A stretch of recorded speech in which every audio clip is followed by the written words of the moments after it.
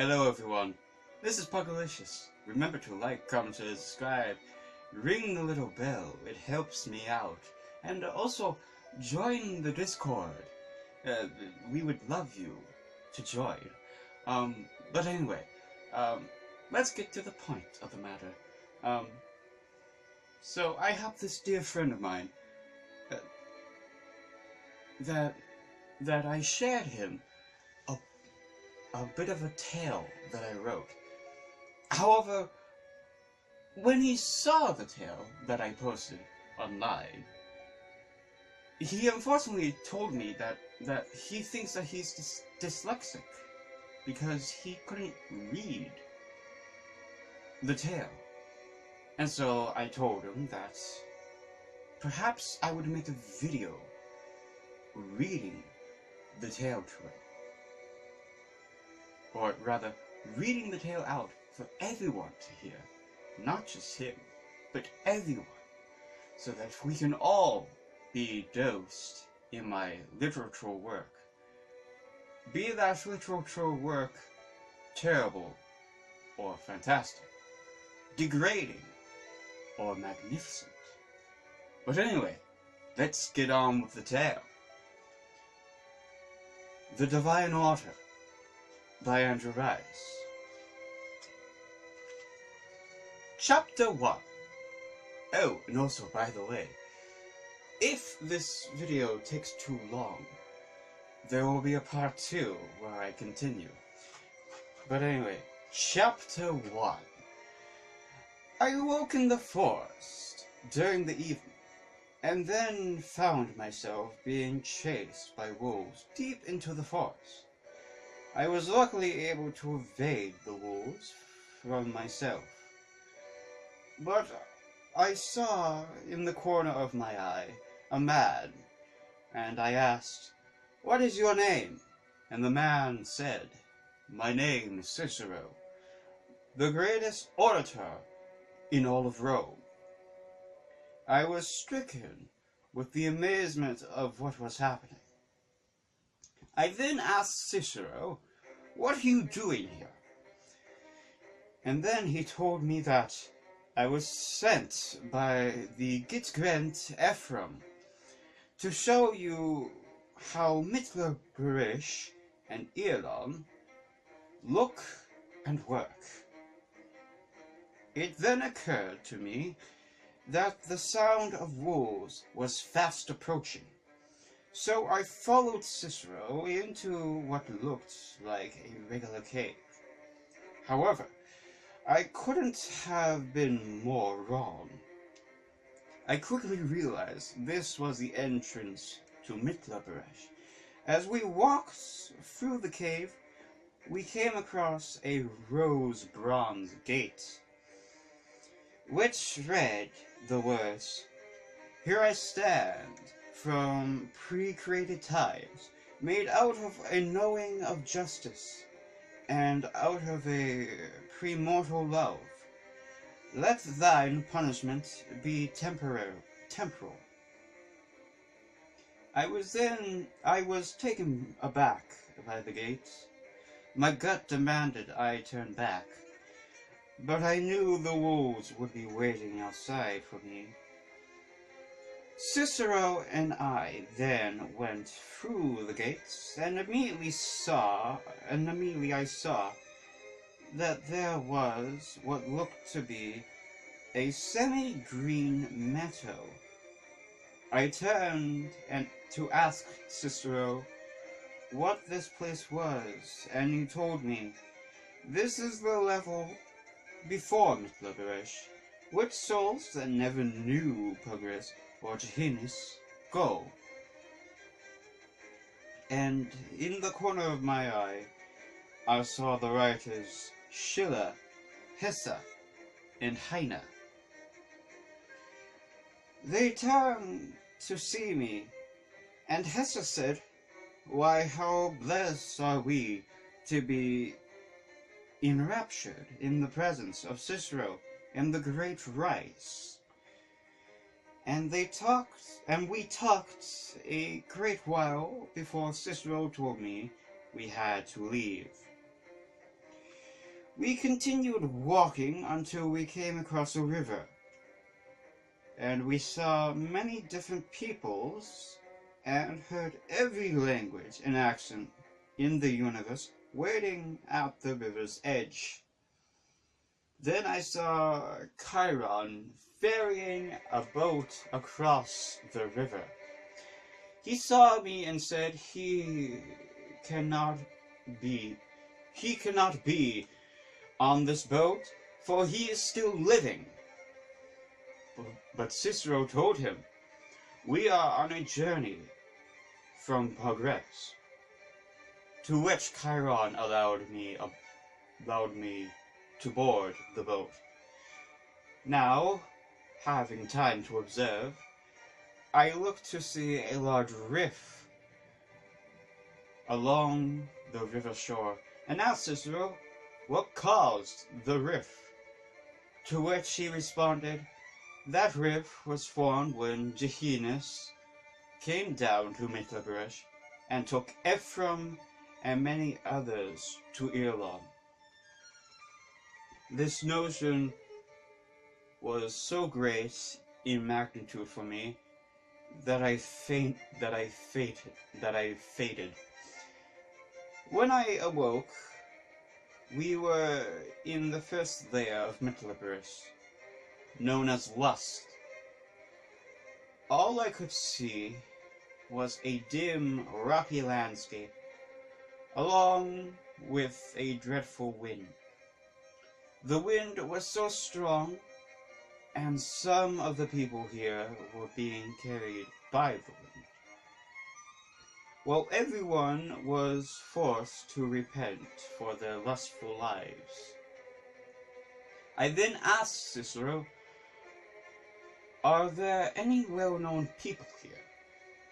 And he said, "Such names that reside here are Cleopatra, Zeus, and Aphrodite." We then continued walking further until we reached the level of gluttony. Here, there was a tall tree with only apples. The people here were thin and trying to reach the apples, only to fall and never get the apples. While they were doing this, they were repenting for their lives of gluttony. I asked one of the people what their name was, to which they said, "My name is Nero." He then told me that the people here are thin because they indulged their bodies, but neglected their souls. And the more people repent in any level of Middlebury, the sooner they'll be able to go to Ireland. Then I asked, if the people here never get the apples from the tall tree, why do they keep trying to get the apples? And Nero said, because they try to get the apples. Because once they try to get the apples, they are forced to try to get the apples for 100 years. And then Nero then explained he had just finished his last 100 years of trying to get the apples. Me and Cicero continued down Middlebury. I used this time to ask, how are sins ranked in Middlebury? Cicero answered, the sins are ranked by how many others the individual affected with their sin. When we came across the level of greed, the people in greed repented for their greed, while valuable possessions were just out of reach. Seeing this, I asked Cicero, what well-known people are here?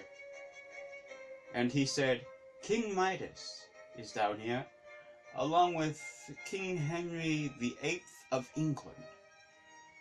We continued down Midway until we saw towers of a city glow in a crimson hue.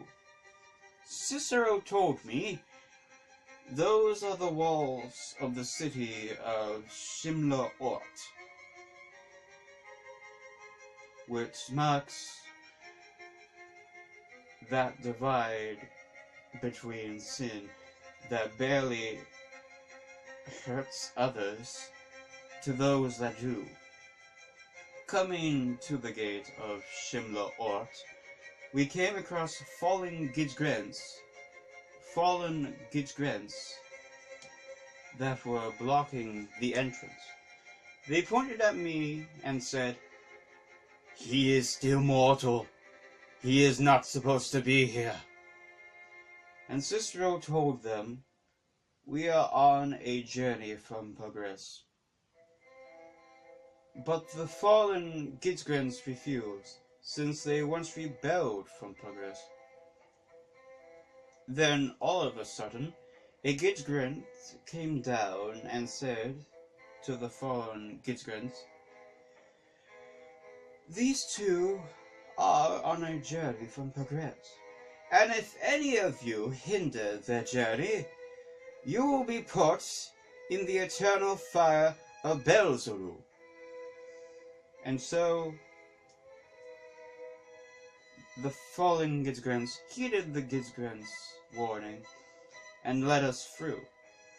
Immediately after, Cicero informed me we were entering the level of wrath.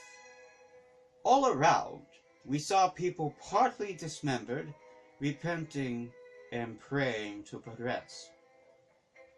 I asked Cicero what people of significance were here, and he said, "Many leaders are here, like Valentinian I and Lenin are here."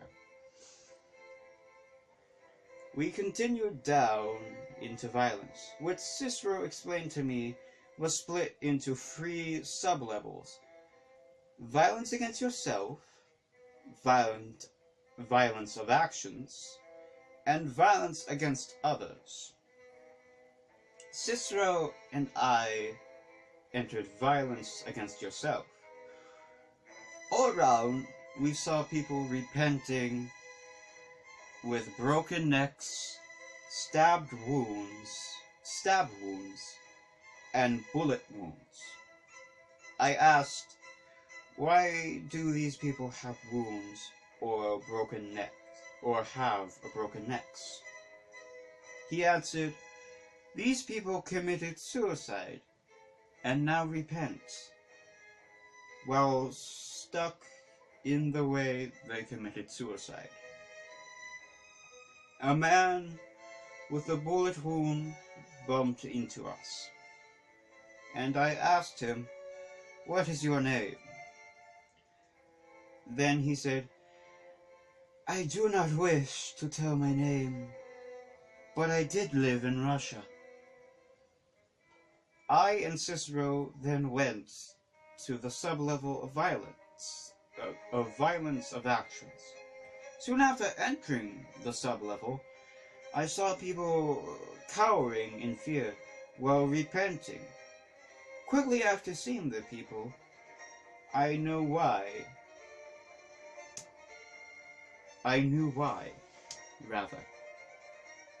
Large fireballs were falling from the sky.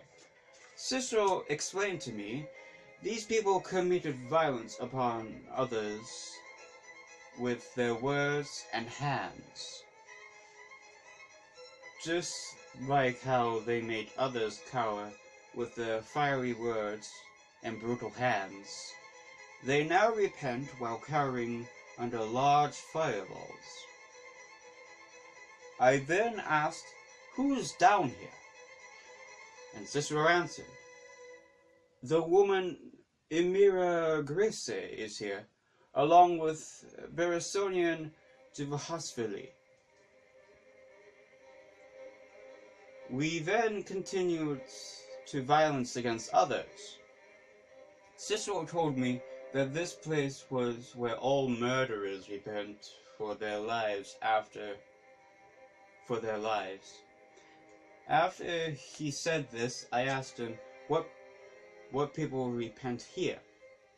He responded, Adolf Hitler, Joseph Stalin, Macbeth, Mao Zedong, and Frederick Wilhelm I of Prussia are all here. He continued, each person here stays here 1 century for every person they murder. It then occurred to me that the end of times might come before people like Mao would leave this level. So I asked Cicero, what happens to the people still down here when the end times come? He explained, those people will stay on this level until they have fully repented. And then they'll leave Mitliparas to join everyone else. The most toxic smell then came across me, and I fell asleep. I then woke up to me and Cicero entering the level of fraud.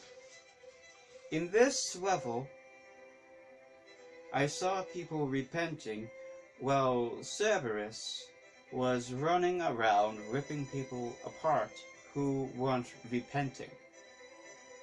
Cicero then told me, just like how these people ripped away the identities of others, these souls are forced to be ripped apart by Cerberus if they don't repent. After he said this, I asked what people are down here.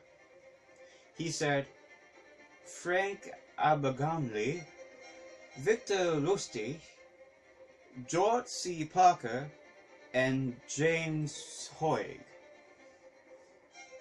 are here. We then continued walking until we came across a passage of flames. The flames grew with the light of azure. Terrified, I asked Cicero, what are these flames? And he said, these flames mark the separation between Mitliparas and Elon. The flames are here to purify every soul before they enter Elon. Once I heard this, I asked if Cicero would walk with me through the flames to Elon. But he said, this is the part of the journey of which I can't accompany you. For I am a spirit which knew not of progress or Gehennas. However, I will walk with you halfway through the flames. So we began to walk through the flames. I looked to see Cicero, but he was nowhere to be seen. That is chapter 1. We will return to read chapter 2 next time, because I'm guessing the video is getting rather long right now. So anyway, right. See you back here, well, most likely, tomorrow.